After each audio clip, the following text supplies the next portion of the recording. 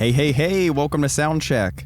It is Wednesday, April 13th. We just left Baltimore Soundstage to see Intervals and Animals as Leaders. Yeah. We're done. It was, oh, God.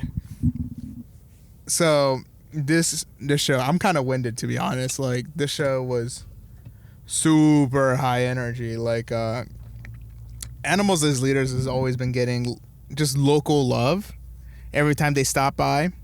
But today, I don't know, I feel like after they released the album Parisia, or how did they say Parisia? I think Parisia. Parisia. We're butchering. That too. He said it one time, and I was like, yes, that's how you say it. And then now I forgot. I know, it was early at the set, and I was like, fuck, I gotta remember this for right now. Parisia. You probably said Parisia.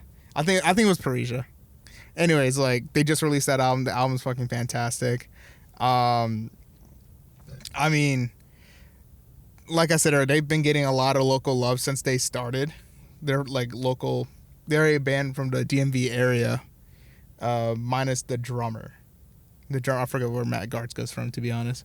But Animals as Leaders started in Washington, D.C. by Tosin and Javier, and original drummer Naveen Copperwees. And I think eventually Naveen left the band. I think they all left on good terms, though. Oh, actually, yeah. Matt Garsko's from Virginia. It's a DMV, literally DMV area. Yeah, they opened up. What was the first song they opened up with? I think it was Intervals or Animals.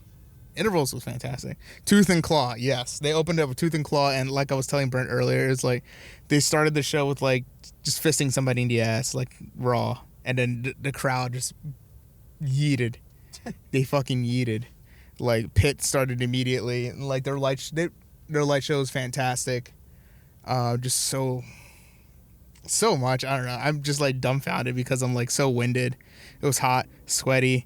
Smell like beer. I smell like people spilled drinks all over me, and like I bought merch early on because I was like, yeah, I don't think I'm gonna get into Pit. I got into Pit. It was a 2-band show. Intervals was the opener.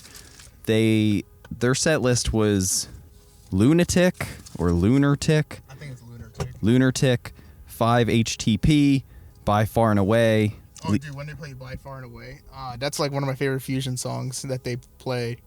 That's it. Leave No Stone, Matahari, Dose. I keep going, sorry. Lock and Key, and String Theory. I haven't listened to them in a while. We have seen them before, like at So they played together back in the 930 Club. So the last time Intervals and Animals played together, Pliny was opening.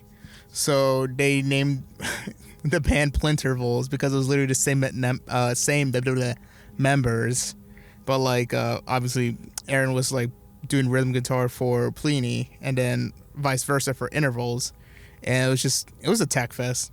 And also, it was at the 930 Club. It was a good show. Like, honestly, compared to today just has no words, to be honest. Like, it was just chaotic. It was, some of the people at the pit were kind of annoying, I'm not going to lie. Like, there's this one guy who didn't quite get the hint. He was, like, just thrashing around people that didn't want to be in the pit. And, like, I get it, but, like, get the fuck out. Get the fuck out of there. Go in the pit. And, like, I can tell people were definitely annoyed. And then, like, me and some other dude had to, like, throw him in the pit. Like, physically throw him in the pit. And it was just kind of, like, it was annoying. Back in your hole. But, yeah, go back in the hole. The song, oh, my God, the sound quality for both bands. For Intervals, like, crisp. Like, just so crisp, tamed. I feel like I didn't even need my earplugs for that day. Or today. Yeah, they were both so clean. Hadn't seen Intervals in a while. Also hadn't really listened to them, but they were super fun, really lively and energetic. A great opener.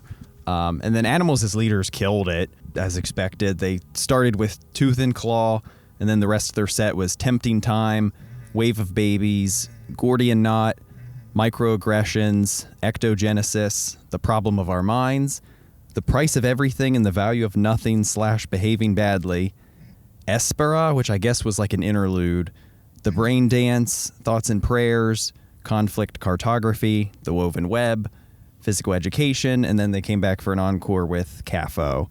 The only thing I was kind of hoping to hear off the new album was Red Miso. Yeah, that's a good one. Because there's that one moment that's so, I don't want to say out of character, but it's just so nuts. Like there's just this really chaotic, like, all over the place breakdown. Yeah.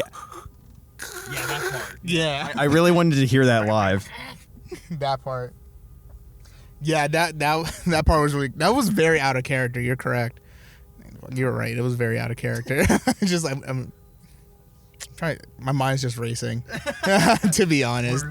Words. They honestly, both bands had like a lot of good mix from like throwback albums, like Intervals when they played Matahari. That was like off their In Time EP, I believe, and then they played stuff off of The Way Forward, which like by far and away is definitely one of my favorite songs on that album.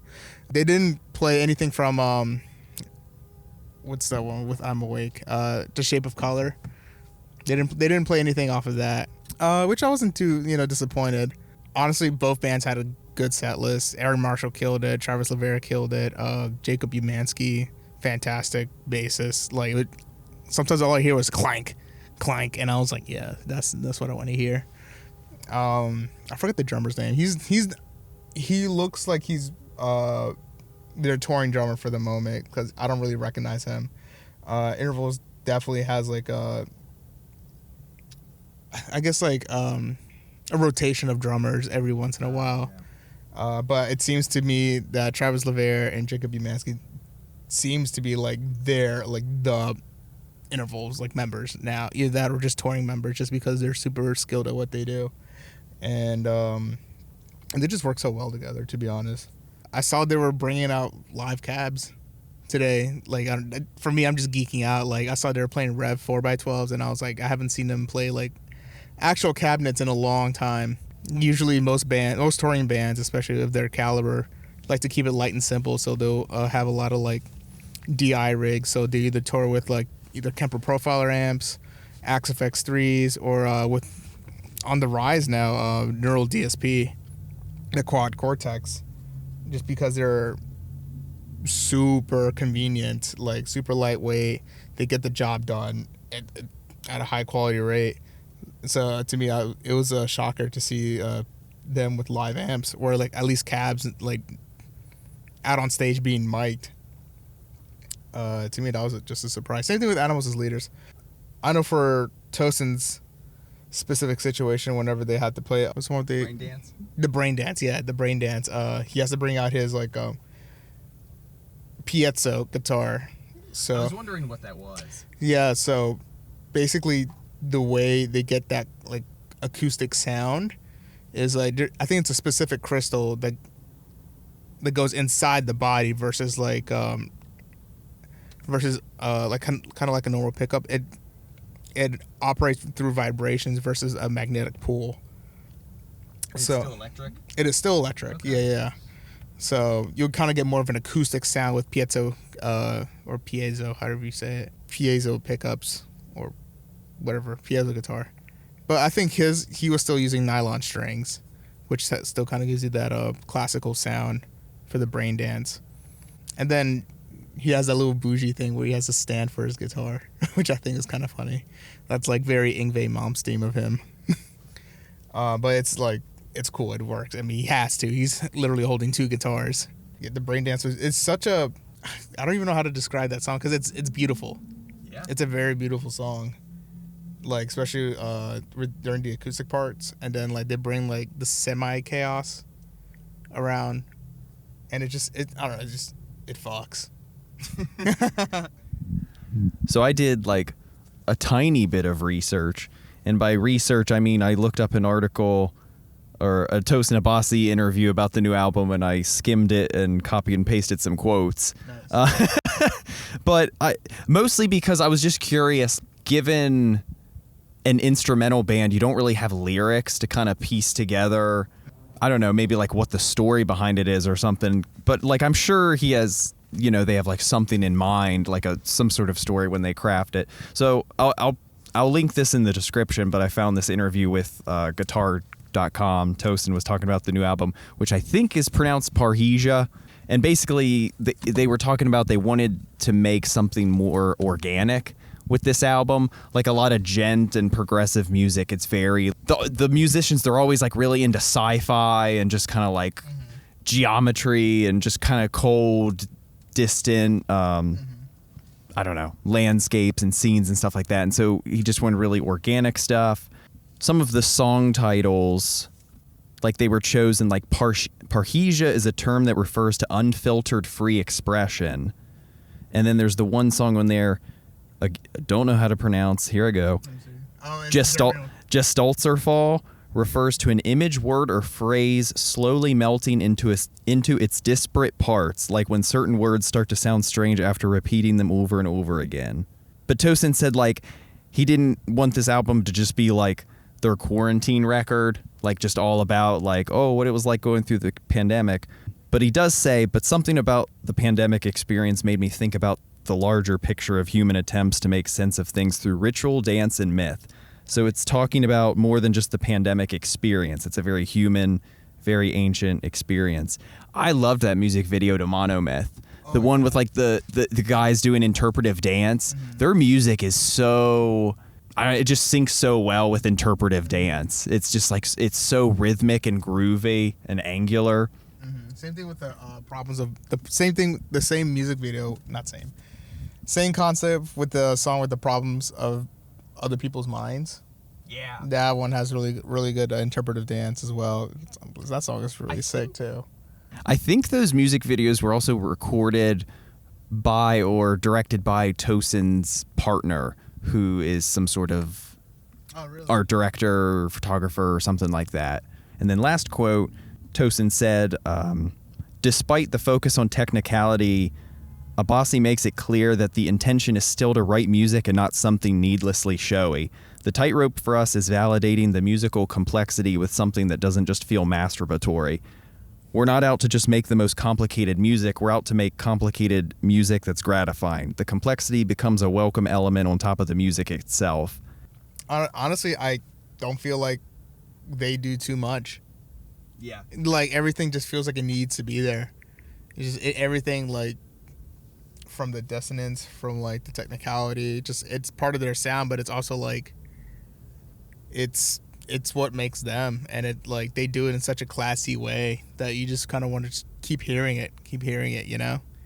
And, like, I've had that album on rotation for a while. It's so good. The crowd went insane for Monomyth, too. Yeah. That was fantastic. This show, this is definitely like in the high nines. Definitely like 9.6. I think a 9.6 with everything. Crowd. I want to give that. Could we? I don't. The crowd was fun. It was awesome, despite a few people. Yeah, other than a handful of people, I think they were pretty great. Yeah, out of 10, I think I want to say like a good, solid like 8.3. 8.3 out of 10. The performance was, I can't even grade it, to be honest. It's awesome. Yeah, when Monomyth played, it was really fun. I mean, it was really fun hearing all the new material for the first time live. But Monomyth was really fun because it reminded me of Meshuggah. It's so rhythmic, and people just like lost their minds to it. And the lights, they had this really cool rig. It was like 2 horizontal layers, and then there was also a giant circle behind Matt.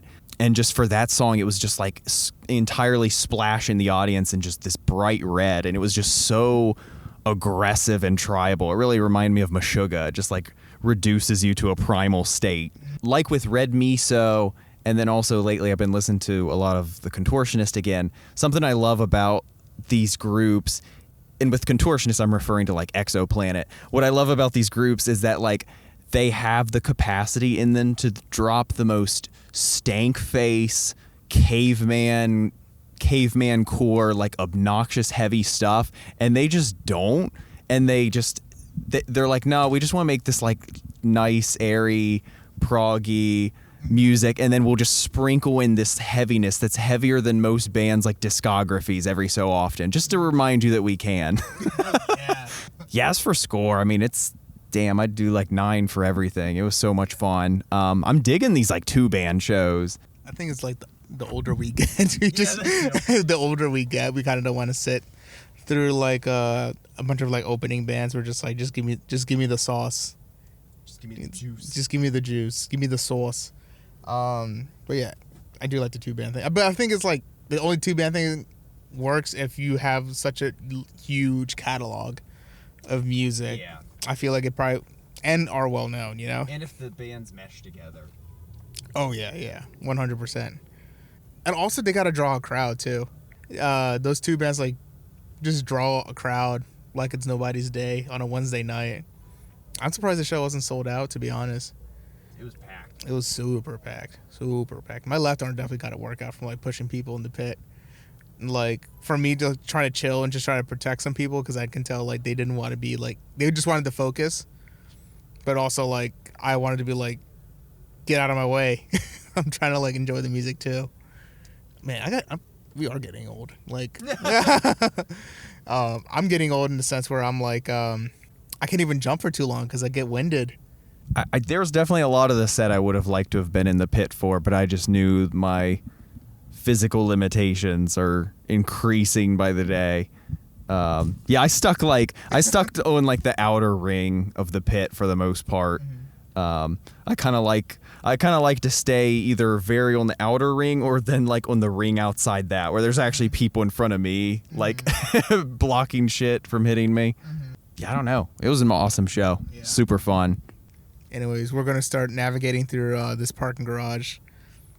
This has been Walter. It was a pleasure, and hopefully we'll see you guys at shows. This is Brent signing off. Thanks for listening. Have a great night. Toodles. Goodbye. I love you.